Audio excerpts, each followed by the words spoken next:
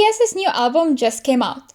Well, 2 days ago. To be completely honest with you, usually I would listen to it first thing in the morning, before even properly waking up. But this time I was genuinely scared. I was terrified of basically everything. The aesthetic of the music video, the pain hidden in the lyrics and production. Knowing our boys were involved in every single step of this comeback, from the very first idea to the comeback live. It's all the result of their emotions and longing to see us again, to perform again. I think this whole situation this year made each of us feel like 2020 was taken away without permission. Many of us felt lost and wished everything would go back to normal. Unfortunately, we are still far from that, but hopefully this album provided a bit of comfort to all of us. Since this video will probably get very long, I separated it into different sections. Section number 1 will be my longer review of the title track, Life Goes On, which is further divided into more sections that I will be discussing in detail. Section number 2 is all about the rest of the tracks on this album, except for the skit and Dynamite. And third section will be my overall thoughts on this era and some criticism I have, mostly regarding promotions. Without further ado, let's get started with the first section.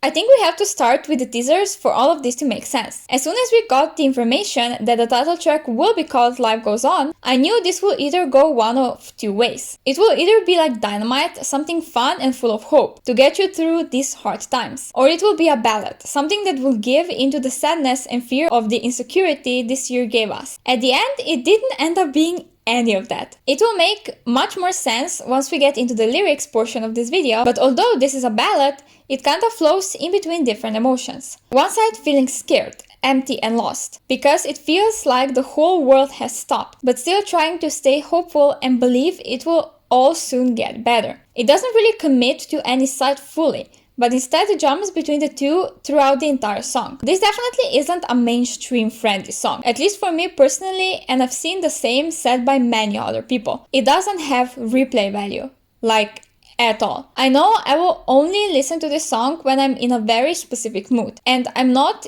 in a mood like that very often. It's comforting for sure, but has a tint of sadness in the back of the production, which makes it a lot less replayable, as it would be otherwise. Talking about sadness, I saw many people crying while reacting to the song, and I was sure the same thing would happen to me. But I was surprisingly doing pretty well until Yoongi's verse came. He's my bias, and it's been very hard to know he will be gone for the entirety of this comeback. So seeing him on the screen being happy and comfy amongst his 6 best friends just made me very emotional. He's the best boy to ever exist. Now let's talk a bit about the actual production, because that's the most important thing, I feel like. Many ballads are often very lackluster and boring, almost underwhelming in a way. That's why I don't like most of them. They fully lean onto the lyrics and emotions behind them, leaving the richness of the production behind. Unfortunately, this one isn't any different. If you listen to the instrumental version, you will quickly realize it's the same few beats played over and over again. Here and there, another one will be added or one will be removed, but that's about it. Even in the chorus, not much changes, so I can totally see why this isn't a release that would be widely loved by most people. It's nice and all, but definitely lacks that boom effect that would make it unforgettable and not just like every other ballad out there.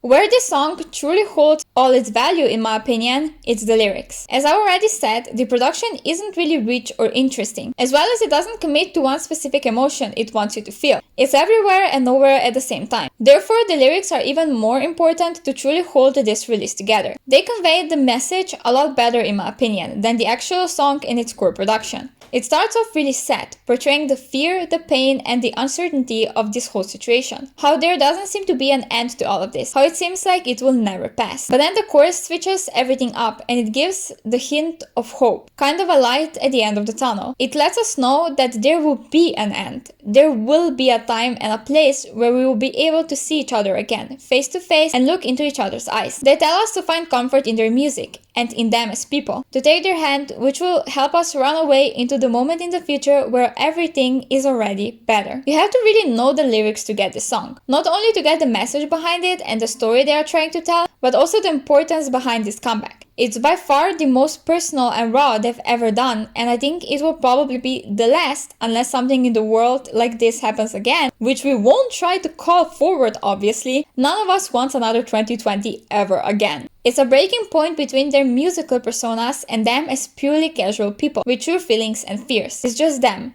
No flashiness or flexing. Just them and their bond. I love that so much, and I know most of you do as well.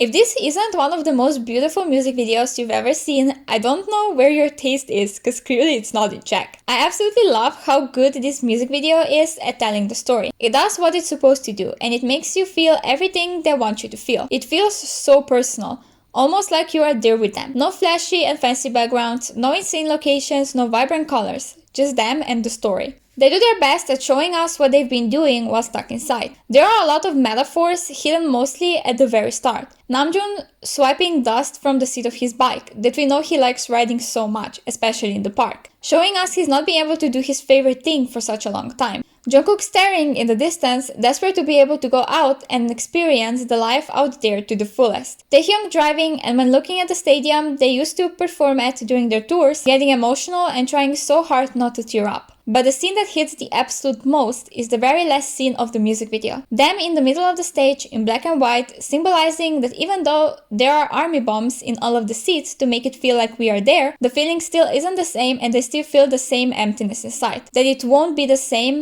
joy and happiness for them until we are actually together in person. That's why this is the only scene with no color. There is no color in their lives without us, and there is none in ours without them. It ends everything on the most perfect note. I also really liked how at the very beginning Taehyung is seen wearing a mask and then removing it. Not only does it show the support towards following the rules for safety of everyone during this hard time, but also almost tries to show how this song will be about this whole situation, but it will also be way more than that. And it was. Director Jungkook slapped, by the way. Forgot to say that.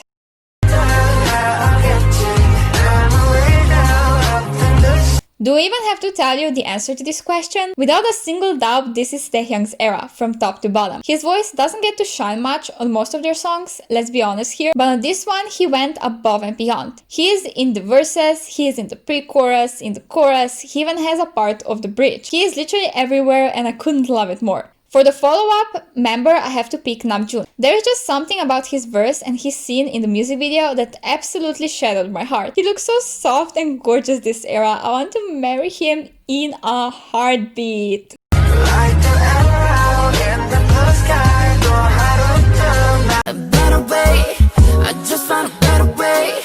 This is definitely a subunit I never expected to see. If we are completely honest, it wasn't even a subunit song. It was Jimin and Taehyung's song featuring Yoongi and Hoseok. They each got one verse which lasted maybe 10 seconds and that's it. Out of a 3.5-minute song. It's almost ridiculous, but anyways. Overall, the song is so beautiful and I truly like it. Again, it doesn't have a replay value to me because it's a slow and emotional song, but I can't deny how touching it is once you read the lyrics. There wasn't a single line that I couldn't relate to. Especially Yoongi's verse and Jimin's opening verse spoke to me insanely much. Jimin shines on slower songs beyond words and I am amazed every time. Also, Hobi's verse was just so Hobi. I don't know how to explain it. It was like a bright point of the song, like he is our bright sunshine in all of this whenever we need him. Oh my god, this song sends goosebumps all over my body each time I listen to it. The vocals are recorded in a way that almost makes it feel like they're singing in your ear, like they are next to you.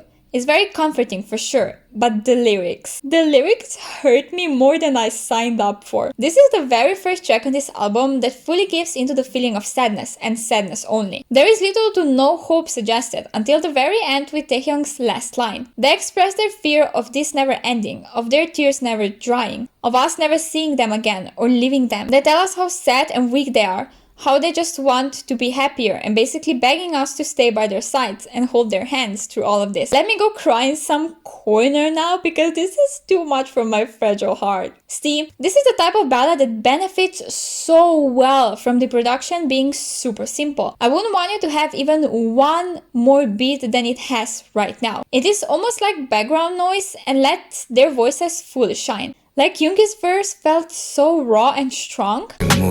Like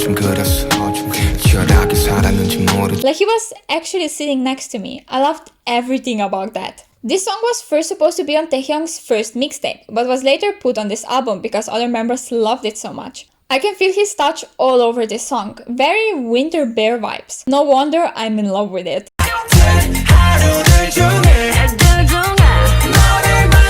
This one took me off guard, especially coming after Blue and Grey. It's such a fun, bright song and represents sun amongst the clouds on this album, for damn sure. I don't really have that much to say about it because yeah, it was good, but nothing outstanding to me personally. I have to say though that the auto-tune, especially in the chorus, was way too much. I couldn't even tell which member was singing because it all sounded robotic almost. Also, the auto-tune over Yoongi's entire verse once again. I don't understand why this is a thing lately, when he is more than capable to slay without anything over his raw voice. This always happens with their brighter songs, and in my opinion adds absolutely nothing to the actual song. Just makes it more messy and unorganized.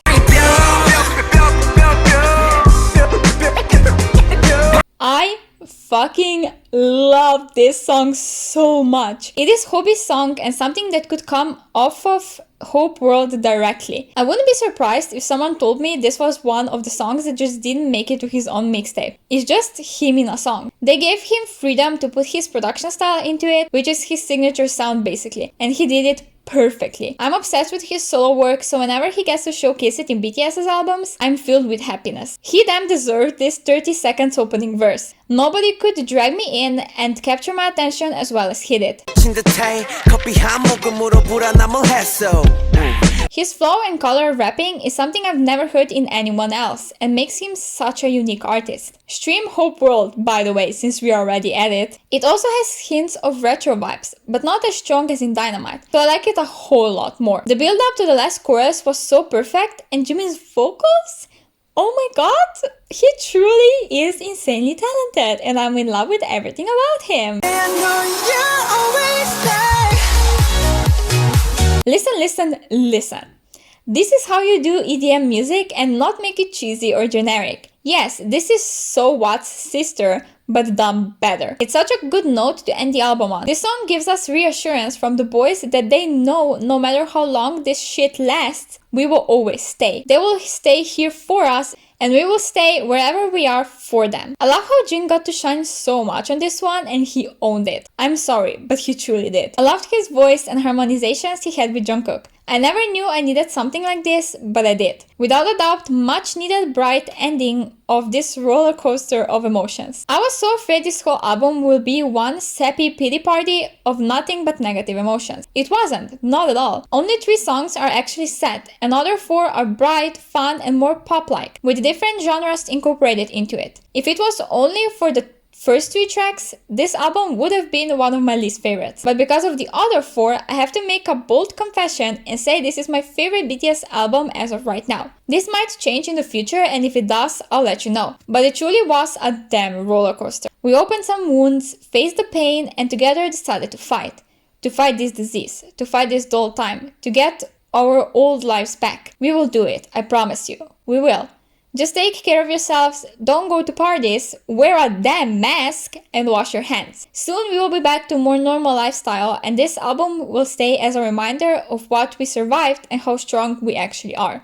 This is my ranking of every single song except the skit, of course. Oh, and Dynamite. Please let me know your ranking in the comments and your opinions on the album overall, because I'm super interested to see whether you all agree with me or not. This is all I have for this video, and if you're still here, I literally love you so much. You're fucking amazing. Please consider giving this video a thumbs up if you enjoyed it, and subscribe if you didn't yet. I will see you again on Wednesday with a new video about Red Velvet Yeri. Bye bye. Love you to the moon and freaking back. Didn't wanna be a princess. I'm